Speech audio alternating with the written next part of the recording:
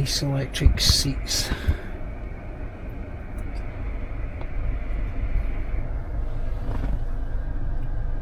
Nice and warm and out the rain. Comfortable.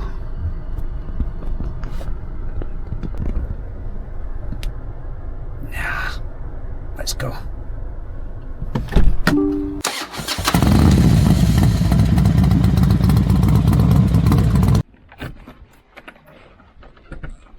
Alright, don't tell anybody where the key is.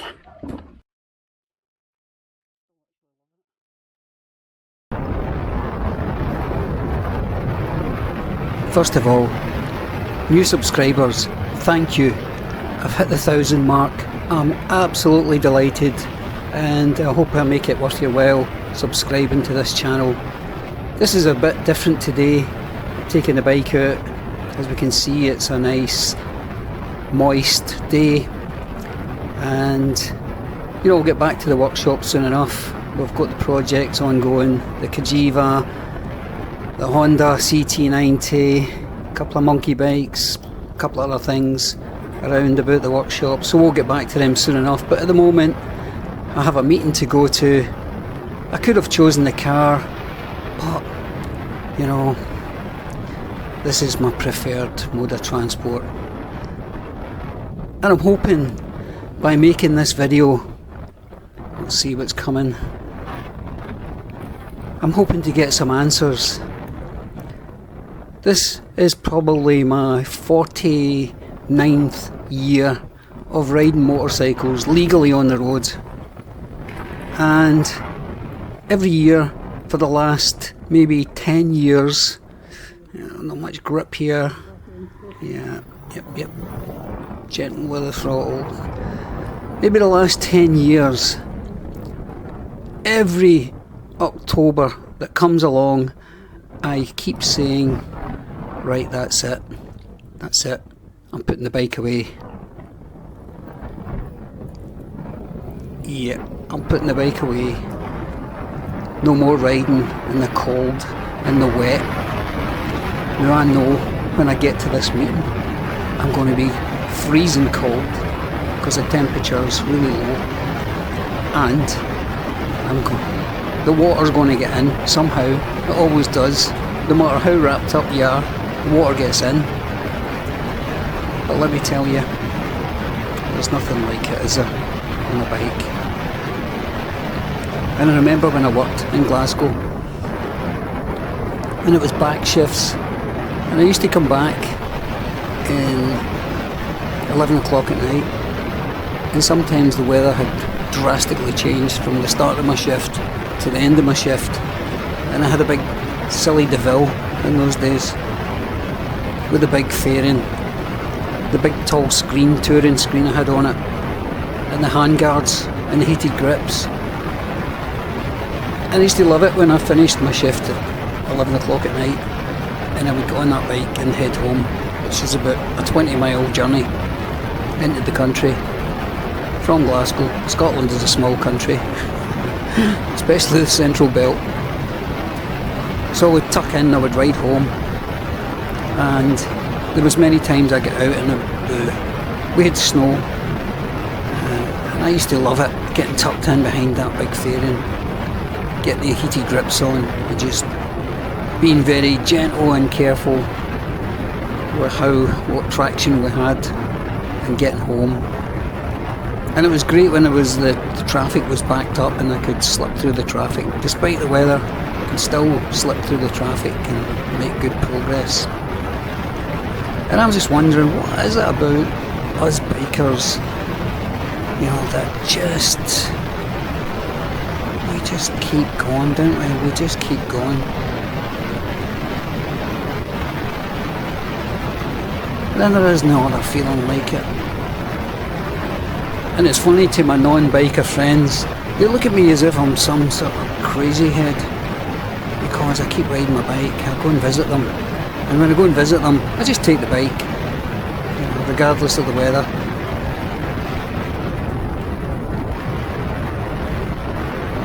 And they just don't know why I do it. And see, to be honest, I don't really know why I do it myself.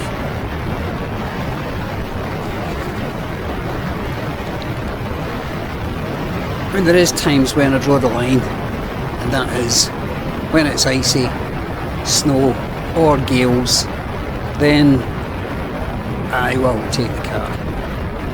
I will admit defeat. I mean, I'm getting on in years.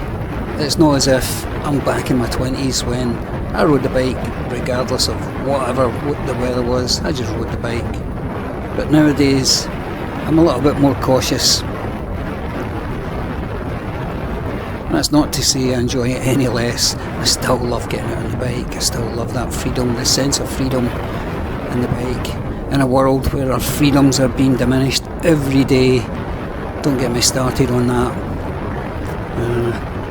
Yeah, I'm looking forward to digital ID, I don't think. But anyhow, I've still got my bike. I'm still able to get out on the bike. I'm still able to get that freedom, that sense of freedom. That everybody who rides a bike, yeah, you'll know what I'm talking about. And even if you are a fair weather biker, regardless of that, you're going to enjoy every moment you get on the bike. Every moment you're on that bike, you're going to enjoy it. A friend of mine, one of these non-biker friends, was telling me that statistically you are 40 times more likely to be killed on a motorcycle than you are in a car. And so why are you doing it?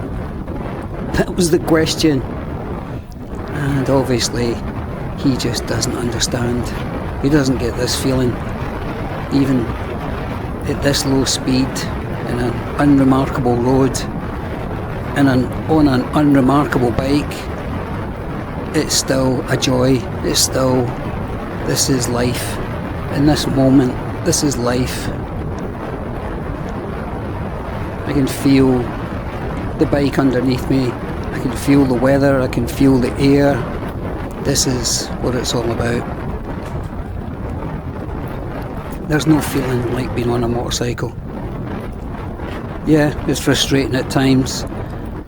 And yeah, you know, we have dangers to face, and we get, I don't know how many near misses I've had and frights and actual accidents I've had over the years, but I'm very grateful to still be able to ride my bike, and I hope to do so for some time to come.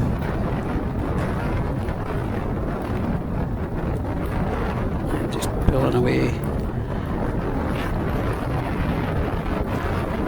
And just while we're here, I'll give the little CB500 a mention. This bike, I never really intended to keep this. I'm used to riding bigger bikes for my daily ride, and I bought this bike. I bought it from my partner, really. She wanted to get back into bikes. She did have a VFR in the past. She wanted to get back into bikes, so I bought it for her. She had one little run on it for about 15 minutes, came back, and she seemed to be pretty satisfied with that, but has never ridden it again. And I have threatened several times to sell it, but you know, I've grown to love this little bike. It's not the most powerful, it's not the most exciting, but I would say it's certainly one of the most versatile, and it's a bike I'm not afraid to ride in weather like this. I'm not too precious about keeping it in absolute mint condition. I'm not too precious if I have to take a tumble up the road with it, although that would be the last thing I'd want to do, is take a tumble up the road with it. But yeah, I've grown to love it. And there's so many practical things about this one. One, it's old tech. I prefer old tech. Old tech to new tech, yeah. For me it rules. You've not got the complications of traction control, rider mode, fancy sensors that only a diagnostic machine is going to deal with. Yeah, I can do anything to this bike at all. Anything I can do, other than machine work. But then I can take the parts to the machine shop and get it done. Anything that needs done to this can be done in my little garage. And that's one of the appeals of it. It's really simple to maintain. The other thing that I was really quite surprised about with this is the tank range. I'm used to 150, 160 miles before having to fill up. With this one, easily 240, 250 miles, and it still isn't on reserve. I find that incredible. I think I've worked it out, it's about 65, 70 mile per gallon, which would probably be compatible with the very latest bikes. I know that they are very fuel efficient, but I would say this is up there. And of course, the older CB is unrestricted. This kicks out a claimed 58 horsepower, which is not exactly earth-shattering. But really, do you want 130 horsepower on a day like this? Does it really help? I don't think so. And I have dialed myself down a bit and thoroughly enjoyed this CB500. I believe I will probably get something bigger, probably soon. But I don't think I'll sell this. I might hold on to this. I probably will hold on to it, just simply for its the utility of it. Again, we can just, I know it's in the garage, you can lie for weeks. I go out, put the key in, she starts up, she goes. Simple maintenance, simple bike to ride. She'll go anywhere I want to take her. This bike, I wouldn't be afraid to take this bike anywhere. I would go the length and breadth of the country, over the continent, no problem with this. And it's a compromise, I suppose. Every bike is a compromise. Even the bigger bikes. The bigger bikes, of course, they're a compromise because there's more weight, there's more maintenance, there's more power, higher tyre wear, stuff like that. So you pay your money and take your choice. And there's a one bike solution. Yeah, the CB500 would do it. For me anyway, it would do it. There's times when I look for a little bit more oomph because I'm used to bigger bikes. Stuff like Blackbirds or Phasers. I think multi-cylinders, things that just have a bit more oomph. Not that I particularly ride fast these days, but there is times when you want that little bit extra power. One, just to relax a bit more at motorway speeds, or if you're taking a passenger on a long distance,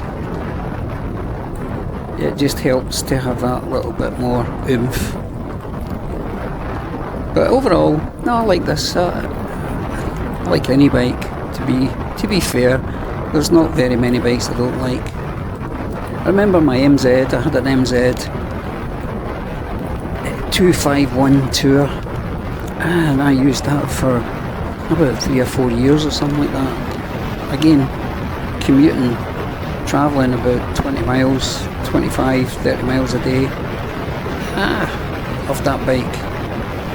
It was unusual. It was an unusual bike, but it was really reliable, really solid. And we travelled for miles to get that bike. We bought it as a box of bits, and Bob put it together in about a day and a half. And it was simple maintenance for then on. It only really needed fuel and the odd little service, and that was it. The odd spark plug, and it ran for 4 years before I sold it. I regret selling that. Should have kept it. But it was limited. It was very limited in its power. It was okay in, like I said, this trip. But when I had to hit motorways, it was a problem. But yeah, weather like this, who cares? I'm going to get wet. I'm going to get wet now. I'm going to go into this meeting, and I know that somewhere I can feel it at the moment in the crotch. It's starting to leak through despite my very expensive waterproof trousers. The only way I've found to cure that is an all-in-one suit, and I can't be bothered with that, so I'll put up with it. I just love it. I just love it.